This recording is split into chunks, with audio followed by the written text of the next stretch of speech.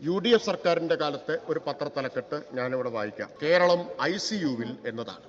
വെന്റിലേറ്ററിലേക്ക് പോകാതിരുന്നത് 2016 ജനങ്ങൾ നിങ്ങളെ പുറത്താക്കിയതുകൊണ്ടാണ്.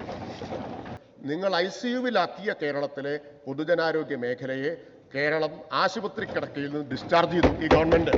ഇന്ന് ഇന്ത്യയിലെ ഏറ്റവും ഉയർന്ന ആയുർദൈർഘ്യം 75 വയസ്സ് കേരളം കൈവരിച്ചിരിക്കുന്നു. ഇൻഫന്റ് മോർട്ടാലിറ്റി റേറ്റ് സിംഗിൾ ഡിജിറ്റിലുള്ള ഇന്ത്യയിലെ ഏക സംസ്ഥാനം കേരളമാണ്. 6 ഇവിടെ. ദേശീയ ശരാശരി 28. നവജാത ശിശുമരണ നിരക്ക് 4 കേരളത്തിൽ.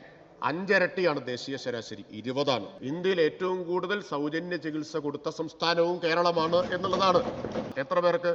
30 ലക്ഷം പേർക്ക് 7000 കോടി രൂപയുടെ സൗജന്യ ചികിത്സയാണ് കേരളം നൽകിയിട്ടുള്ളത്. 40 ലക്ഷം രൂപ ചെലവ് വരുന്ന കരൾ മാറ്റിവെക്കൽ കേരളത്തിൽ സർക്കാർ ആശുപത്രിയിൽ ചെയ്യാൻ സൗകര്യം ഉണ്ടാക്കിയ ഗവൺമെന്റാണ് സർ ഈ ഗവൺമെന്റ്. രാജ്യത്താദ്യമായി ഒരു ജില്ലാ ആശുപത്രിയിൽ ഹൃദയ ശസ്ത്രക്രിയയും ഹൃദയം തുറക്കാതെ വാൾവ് മാറ്റിവെക്കൽ ശസ്ത്രക്രിയയും നടത്തുകയുണ്ടായി. സർ, സർക്കാർ മേഖലയിൽ ആദ്യമായി റോബോട്ടിക് സർജറി RCCയിലും MCCയിലും. എനിക്ക് അറിഞ്ഞുകൂടാ നിങ്ങൾ ആരെങ്കിലും കോവിഡ് വന്ന് സർക്കാർ ആശുപത്രി കിടന്നിട്ടുണ്ടോ? ഞാൻ കിടന്ന ആളാ. എനിക്ക് ആകെ വന്ന ചെലവ് 17,000 രൂപയാണ്.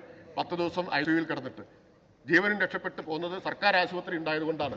അതേസമയം ഡൽഹി കിടന്ന ആളുകൾക്ക് വന്ന ചെലവ് പലർക്കും എത്രയെന്ന് അറിയാം. 35 ലക്ഷം 25 ലക്ഷവും ചെലവ് വന്ന ആളുകളുണ്ട്. ആ കേരളത്തിലെ പൊതുജനാരോഗ്യ സംവിധാനത്തെ ഇകഴ്ത്തുമ്പോൾ നിങ്ങൾ മലർന്നു കിടന്ന് തുപ്പുകയാണ് എന്ന് ചിന്തിക്കണം.